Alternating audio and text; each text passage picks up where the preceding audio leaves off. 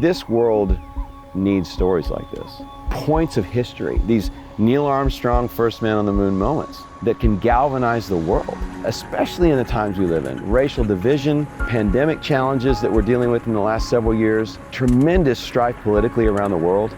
It just seems hopeless unless you are privy to these kinds of stories, to these true stories of profound life change.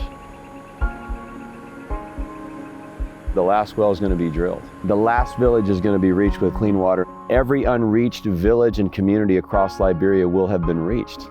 It'll be the first country with border-to-border basic water access in history. We're at the end. We're at the finish line. We're feet from the ribbon of a marathon race. Our collective chest is about to break it, and it's an amazing feeling. This is just the beginning. This will rewrite the discussion of humanitarian aid around the world. The last well's got an incredible story, really. I was a pastor of a church up in the DC area called Frontline. And in 2009, there was a movie that came out called Amazing Grace about William Wilberforce. He was credited with ending slavery in the UK a couple hundred years ago. It was an incredible story of a man literally giving his life, for a cause. We had 4,000 young adults coming to this church, and all of them, it seemed, had seen this movie. All of them had their heart pierced by that story and wanted to change the world. And out of that, the last well was born. That's where we came up with a mission to bring clean water to an entire country, Liberia, and do it by 2020. There are a lot of organizations reaching needy people with clean water. They're everywhere. But no one's ever taken on the task of going border to border in a single country. When we started, we estimated there would be 2,000 wells needed for the country. We've done 11,000 projects, almost 4,000 wells, and 7,000 more communities, more than 7,000, that were provided filters in their homes, these clean water systems that will provide them clean water for anywhere from 7 to 10 years. It's the largest effort of its kind ever. Everybody said that Liberia would be impossible to reach, especially where we went with the filters. Nobody goes there, nobody could go there. They said it couldn't be done, but it has been done. The teams have driven as far as they could drive and crossed rivers and hiked for hours to get to villages, and we're here in this last one right now, giving clean drinking water to a village that honestly probably would have been written off. It's not big enough to receive a hand pump well. And so they would have just had to do without, but they don't anymore. So we have passionate staff and volunteers, and our teams in the field are exceptional. Everybody believes in this mission. They've given their blood, sweat, and tears.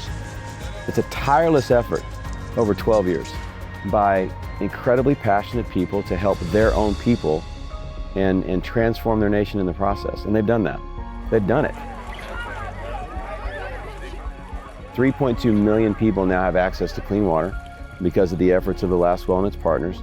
But in addition to that, and I think more important for me, the UN estimates that 5% of a given population without access to clean water over a 10-year period will die.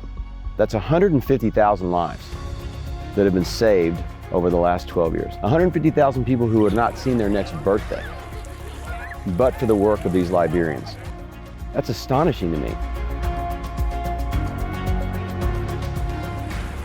So where we find ourselves is in this amazing place. After 12 years of the challenges and the loss and the cost of this, we find ourselves at the finish line. Our chest has broken the ribbon. We're past the finish line. We're in the celebration phase, right? The crowds have gone wild at the end of the marathon inside the stadium.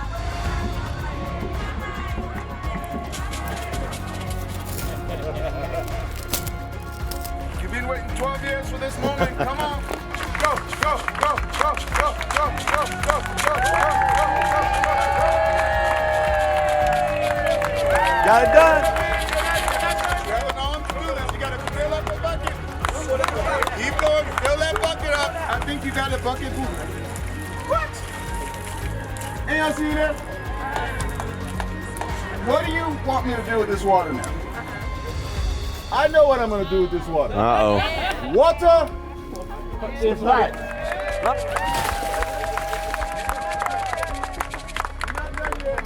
This is an amazing moment for all of Liberia. Yes, sir. I wish you could see all of the other villages. Villages just like this one. 11,000 of them all over the country who have dedicated wells and water filters with Sawyer all over the country. 1:25 p.m. November 12, 2020. A 12-year mission is over.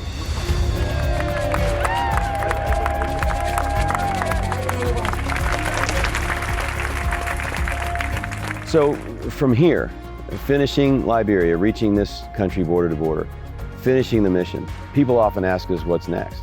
And I really believe that this is a movement, and the ability for us and others to scale on what we've done here, it can be done very, very quickly.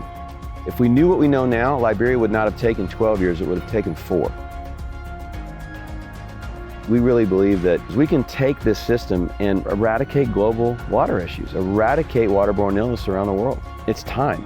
The technology's there, the passion is there, the ability to travel around the world, it's there. We have everything at a perfect junction to transform the world.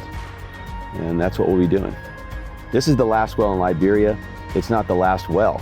We have more work to do. In fact, we think this is just the beginning.